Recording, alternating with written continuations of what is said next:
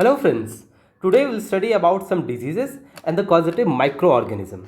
So in this particular video, we'll see some viral diseases. I will show you some photographs of the disease also and some important dates, and in the end I will provide you a trick, or better say a mnemonic, to remember the disease that are caused by viruses. But before we begin, like, share and subscribe to my channel. So let's get started with the first disease, that is hepatitis B. So the virus that caused the hepatitis is itself hepatitis virus. Hepatitis virus जो है ये liver को infect करता है and it spreads by body fluids and the sexual contact. Suppose कि एक person को hepatitis है और दूसरा पर्सन जो कि हेल्दी है, अगर उसके कांटेक्ट में, उसके बॉडी फ्लूइड के कांटेक्ट में वो आता है तो ये सामने वाला पर्सन जो हेल्दी पर्सन था वो भी इन्फेक्टेड हो जाएगा. एट लास्ट अगर हेपेटाइटिस डे की बात की जाए तो हम लोग 28 जुलाई को हेपेटाइटिस डे मनाते हैं. सेकेंड अगर वायरल डिजीज़ की बात करें तो वो है रेबीज़. रेबीज़ डिजीज़ को जो कॉज करता है वो है rabies virus and it is generally transmitted through an animal bite like dog.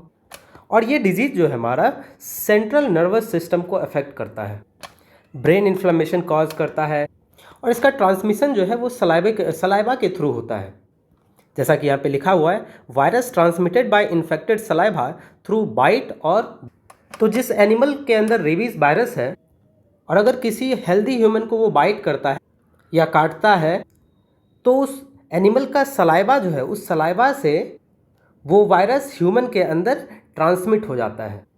और एट लास्ट अगर रेबीज़ डे की बात करें हम लोग तो हम लोग मनाते हैं 28 सितंबर को. नेक्स्ट डिजीज़ है हमारा डेंगू. डेंगू ये डेंगू वायरस के द्वारा होता है और ये मॉस्क्यूटो बॉर्न वायरल डिजीज़ है. मॉस्क्यूटो बॉर्न वायरल डिजीज़ है और ये एडीज़ मॉस्क्यूटो के काटने से होता है. मॉस्क्यूटो के काटने का मतलब है मॉस्क्यूटो जब काटता है तो उसके अंदर डेंगू वायरस प्रेजेंट होता है. वो डेंगू वायरस क्या होता है, फिर किसी हेल्दी ह्यूमन बीइंग के बॉडी के अंदर आ जाता है. तो यहाँ पे मॉस्क्यूटो जो है एज अ करियर के रूप में काम कर रहा है, डिजीज़ कैरियर के रूप में वो काम कर रहा है. और अगर इन्फेक्शन की बात करें तो ये ब्लड में जो प्लेटलेट्स का नंबर होता है उसको काफ़ी डिक्रीज कर देता है. डेंगू होने से प्लेटलेट्स का नंबर बॉडी में काफ़ी कम हो जाता है. किसी को अगर डेंगू हो गया है तो वो काफ़ी हाई फीवर उसको हो जाता है. और एट लास्ट अगर हम लोग डे की बात करें तो डेंगू डे 16 मई को सेलिब्रेट किया जाता है. नेक्स्ट डिजीज़ है इन्फ्लुएंज़ा. इन्फ्लुएंज़ा को हम लोग फ्लू भी कहते हैं और ये इन्फ्लुएंज़ा जो है इन्फ्लुएंज़ा वायरस के द्वारा होता है और उस वायरस का नाम है RNA वायरस. ये जो फ्लू है ये कम्युनिकेबल डिजीज़ है.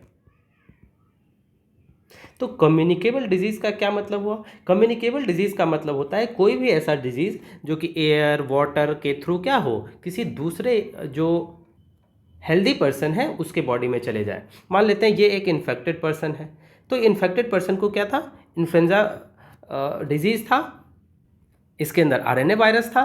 तो वो हुआ क्या कि कोई एक हेल्दी ह्यूमन बीइंग था उसके आसपास खड़ा था, तो ये जब स्नीज़ किया, छींका, तो ये एयर ड्रॉपलेट्स के थ्रू ये जो वायरस था, RNA वायरस जो था, इन्फ्लुएंजा वायरस जो था, वो क्या किया, हेल्दी ह्यूमन के बॉडी में एंटर कर गया. और जब हेल्दी ह्यूमन के बॉडी में एंटर कर गया तो इसको क्या हो जाएगा, इसको भी फ्लू हो जाएगा. तो ये जो एंटर किया है इसका मीन्स ऑफ कम्युनिकेशन क्या है, तो ये है एयर ड्रॉपलेट्स के थ्रू ये वायरस क्या किया, ट्रैवल कर गया. तो इसी को हम लोग बोलते हैं कम्युनिकेबल डिजीज़. इन्फ्लुएंजा जो है एक रेस्पिरेटरी डिजीज़ है. ये आपके रेस्पिरेटरी सिस्टम को अटैक करता है, स्पेशली लंग्स को. नेक्स्ट डिजीज़ है स्मॉल पॉक्स और इसका दूसरा नाम वेरियोला भी. और ये और वायरस जो इस डिजीज़ को कॉज करता है उसका नाम है वेरियोला वायरस. और इस डिजीज़ में होता क्या है, पूरे बॉडी पे बड़े बड़े रैसेस, बड़े बड़े फुंसी टाइप के बहुत बड़े बड़े रैसेस हो जाते हैं. स्मॉल पॉक्स एक कम्युनिकेबल डिजीज़ है. तो किसी को अगर स्मॉल पॉक्स है, उसके अगर स्किन टू स्किन कांटेक्ट में आप आते हैं तो सामने वाले हेल्दी पर्सन को भी हो जाता है. सलाइवा के द्वारा हो सकता है, एयरबॉर्न डिजीज़ है ये. कोई भी कंटामिनेटेड अगर सरफेस है वहाँ पे अगर मान लीजिए स्मॉल पॉक्स का वायरस प्रेजेंट है, उसको छूने से भी क्या स्मॉल पॉक्स हो सकता है। नेक्स्ट वायरस की हम लोग बात करेंगे वो है इबोला। इबोला जिस वायरस के द्वारा कॉज होता है उसका नाम है इबोला वायरस। जनरली इबोला जो है वो इम्यून सिस्टम को काफ़ी वीक कर देता है, बहुत सारे ऑर्गन फेलियर भी होने लगते हैं सीवियर केस में। प्लेटलेट्स जो है ब्लड में वो ड्रॉप होने लगता है, और प्लेटलेट्स अगर ब्लड में ड्रॉप हो रहा है तो मान लीजिए कहीं कट जाता है तो अनकंट्रोलेबल ब्लीडिंग वहाँ पे हो सकता है।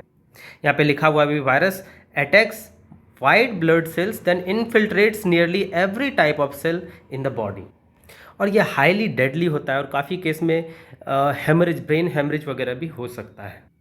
नेक्स्ट डिजीज़ की हम लोग बात करेंगे वो है एड्स।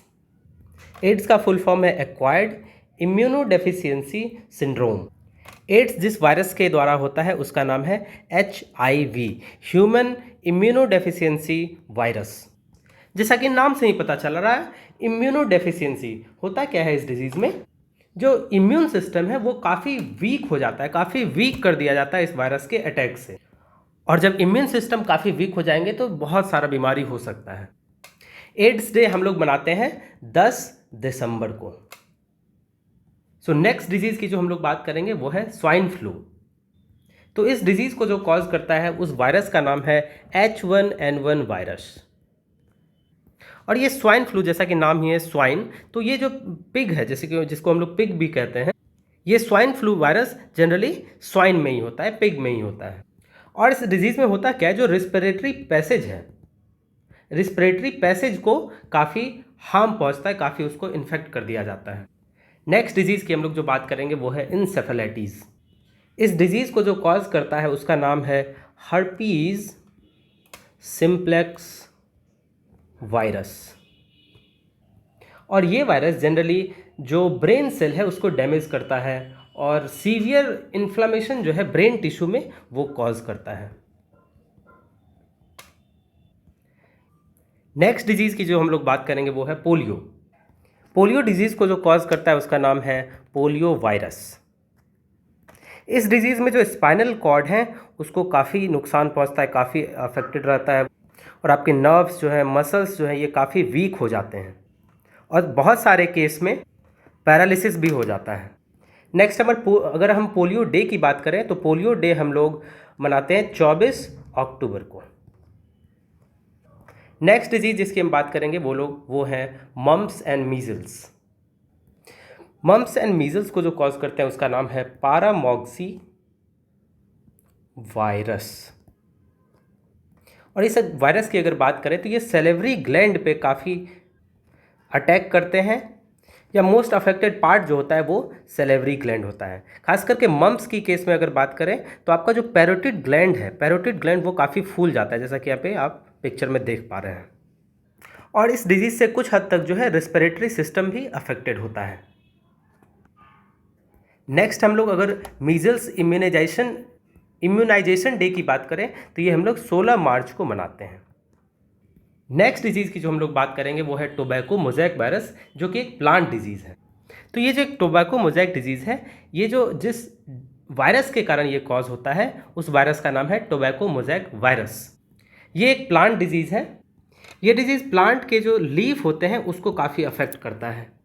लीफ में क्लोरोप्लास्ट, जो कि एक कलरिंग एजेंट है, वहाँ पे कलर का प्रोडक्शन होता है, लीफ के कलर का प्रोडक्शन होता है, उस क्लोरोप्लास्ट को ये काफ़ी डैमेज कर देते हैं, जिसके कारण लीफ का जो है डिसकलरेशन हो जाता है, वो डिसकलर हो जाता है। ये disease generally tobacco plant, tomato plant, इस सब प्लांट पर होता है। और जैसा कि मैंने कहा था कि लास्ट में मैं एक निमोनिक प्रोवाइड करूँगा, जिससे कि आप आसानी से इस सारे डिजीज़ को, जो कि एक वायरल डिजीज़ है, उसको आप आसानी से याद रख पाएंगे। तो इसे आप निमोनिक कहें या ट्रिक कहें, यह है हर डिजीज़ पे मिट्टी डालो। ह से है हेपेटाइटिस, र से है रेबीज़, डी से है डेंगू फीवर, आई से है इन्फ्लुएंजा, एस से है स्मॉल पॉक्स, ई से है इबोला, ए से है एड्स, एस से है स्वाइन फ्लू, ई से है इंसेफेलाइटिस, प से है पोलियो, म से है मीजल्स एंड मम्प्स, ट से है टोबैको मोज़ेक वायरस, TMV। सो ये आपका निमोनिक है। इससे आप आसानी से जो सारे मैंने वायरल डिजीज़ आपको बताए हैं उसको आसानी से आप याद रख सकते हैं। So this is the end of video, and don't forget to like, share and subscribe to the channel.